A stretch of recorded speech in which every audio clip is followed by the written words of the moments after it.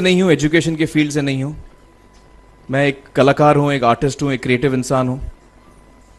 और आप लोग बेहतर जानते हैं एजुकेशन के बारे में, इतने साल से आप एजुकेशन चला रहे हैं। पिछले कुछ साल से मेरा अनुभव हुआ है, चूँकि मैंने कुछ फिल्में की हैं। एक फिल्म थी तारे ज़मीं पर, और अभी हाल ही में मेरी जो फिल्म आई है 3 इडियट्स, ये दोनों फिल्में एजुकेशन के टॉपिक पर हैं। तो लिहाजा मैं इस वजह से मैंने काफ़ी रिसर्च की एजुकेशन के ऊपर, और कुछ चीज़ें मेरे सामने आई हैं और वो चीज़ें मैं आपके सामने रखना चाह रहा हूँ। आज यहाँ पेरेंट्स हैं, एजुकेटर्स हैं, टीचर्स हैं, बच्चे भी हैं। हो सकता है पता नहीं मैं कितना सही बोल रहा हूँ, गलत बोल रहा हूँ, लेकिन मेरे कुछ विचार हैं जो मैं आपके सामने रखना चाहूँगा एजुकेशन से जो जिनका संबंध है। और वो ये कि सबसे पहले तो हर बच्चा ख़ास होता है। ये मैंने डिस्कवर किया अपने रिसर्च में। हर बच्चा ख़ास होता है। हर बच्चे में, हमारी तरह, आपकी तरह और हमारी तरह, हर बच्चे में कुछ ना कुछ काबिलियत होती है, कुछ ना कुछ कमज़ोरी होती है। मुझ में भी कमज़ोरी है, काबिलियत है। आप में भी कुछ ना कुछ काबिलियत और कमज़ोरी है, और हर बच्चे में कुछ ना कुछ कमज़ोरी और काबिलियत होती है। और हमें as parents, as elders, as education system, हमें हर बच्चे की खासियत को पहचानना है, उसे मदद करनी है। उसकी क्या खासियत है, उसका क्या दिल चाहता है, उसे किस चीज़ में खुशी मिलती है, वो हमें उसको हेल्प करना है कि हम उसको वो ढूंढ सके, और उसमें हमें सपोर्ट करना है। और जो उसकी कमज़ोरी है उसमें हमें उसको सपोर्ट करना है। मुझे अक्सर एजुकेशन इंस्टीट्यूट्स मुझे बोलते हैं कि हम हमारे स्कूल में सारे बच्चे पास होते हैं, हमारे स्कूल में सारे बच्चे फर्स्ट आते हैं, या हम जो बोर्ड एग्ज़ाम है उसमें हमारे सारे बच्चे पास होते हैं। मुझे एक सवाल पूछना है कि हमारे कितने बच्चे खुश हैं? सबसे बड़ा सवाल मेरा ये है, how many of our children are happy? और वो जो हैप्पीनेस क्वोशेंट है ना, वो मेरे लिए सबसे अहम है। क्योंकि देखिए, पढ़ाई लिखाई तो हम सीख ही लेते हैं। जब मुझे कोई चीज़ सीखनी होती है तो मैं कुछ ना कुछ करके सीख ही लेता हूँ। हमारी फिल्म 3 इडियट्स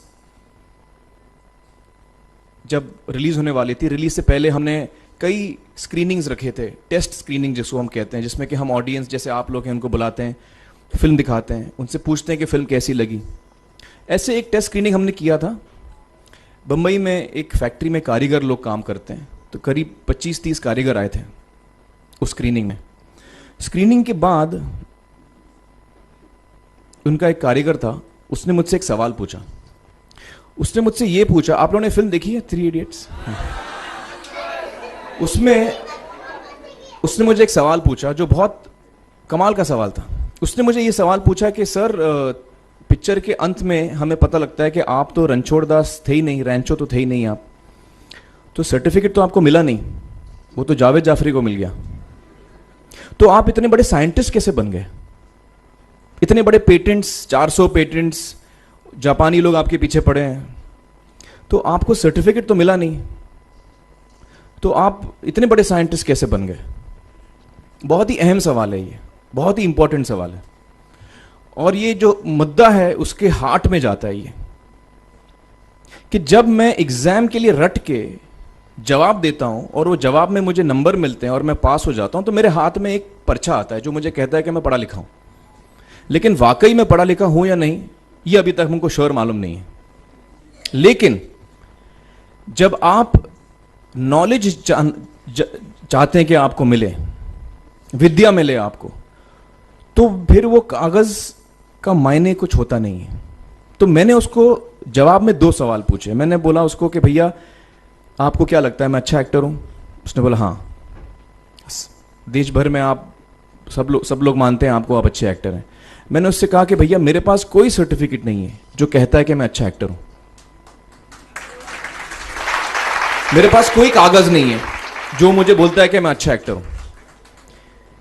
मैंने फिर उससे एक सवाल पूछा कि मैंने सुना आप बहुत अच्छे कटर हैं, आपके जो बॉस मुझे बताते हैं कि आप उनके मेन कटर हैं और आपकी बड़ी इज्जत करते हैं वो, आपके पास कोई पर्चा है, सर्टिफिकेट है जो मुझे बताता है कि आप कटर हो?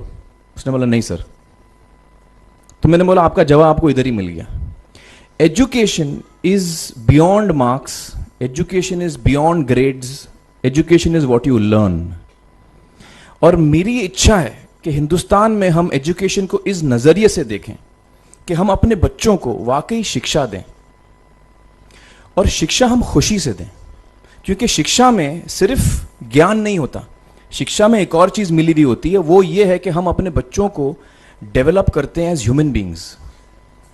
आगे चल के वो ज़िंदगी में अच्छे इंसान बने, आगे चल के वो अपने पैरों पे खड़े रह सकें, आगे चल के वो इज्जत की ज़िंदगी जी सकें, आगे चल के वो दूसरों के बारे में ध्यान रखें, आगे चल के वो किसी के चेहरे पे मुस्कुराहट ला सकें, आगे चल के वो किसी की मदद कर सकें।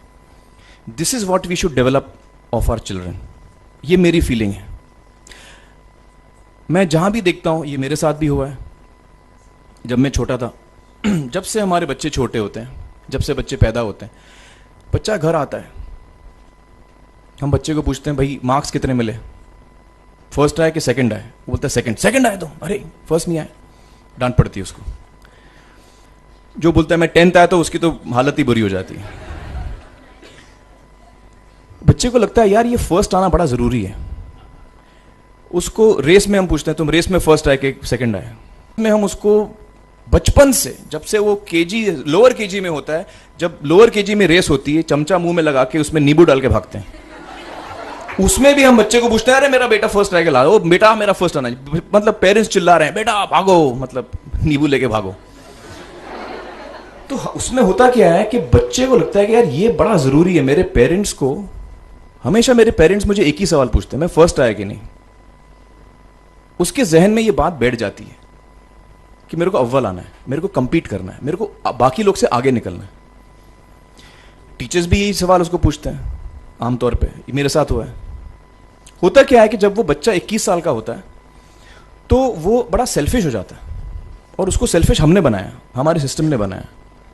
वो अपने बारे में सोचता है और किसी के बारे में नहीं सोचता, क्योंकि यही हमने उसको ट्रेन किया है बचपन से। बचपन से हमने उसको यही ट्रेन किया कि बेटा तुम पहले आना, बाकी सब लोग को भूल जाओ। तो जब वो नौजवान बनता है तो उसका नजरिया सोसाइटी की तरफ यही हो जाता है कि भैया मुझे आगे बढ़ना है, बाकी सब बाय हुक और by crook I must succeed, I don't care about anybody else. मेरा ये दिल कहता है, मेरा ये दिल चाहता है कि अगर हम जितने यहां पेरेंट्स हैं, एडल्ट्स हैं, यंगस्टर्स हैं जो कल जाके पेरेंट्स बनेंगे, अगर हम अपने बच्चों को ये सीख दें जब वो छोटे हैं, जब वो घर आए हम उसको ये सवाल पूछें, ये नहीं पूछें कि मार्क्स कितने मिले, उसको ये पूछें कि बेटा आज तुमने किसकी मदद की, आज तुमने किसके चेहरे पे मुस्कुराहट लाई। अगर हम उसको ये पूछें तो उसको ये लगेगा कि यार जरूरी ये है, मेरे पेरेंट्स मुझे हमेशा ये पूछते हैं, मार्क्स का तो कभी पूछते नहीं, वो मुझसे ये पूछते हैं कि भैया तुमने किसको हेल्प किया आज। तो हेल्प करना लोगों को, लोगों के बारे में सोचना, लोगों के चेहरे पे मुस्कुराहट लाना, ये मेरे पेरेंट्स के लिए बड़ा इंपॉर्टेंट है। साइकोलॉजिकली वो इस चीज़ के साथ बड़ा होगा, स्कूल वही जाएगा, पढ़ाई लिखाई वही करेगा, वो उसका नज़रिया थोड़ा बदल जाएगा। जब वो बच्चा नौजवान बनेगा, 21 साल का होगा, और सारे बच्चे उस उम्र के जब 21 साल के होंगे, हमारी सोसाइटी चेंज हो जाएगी।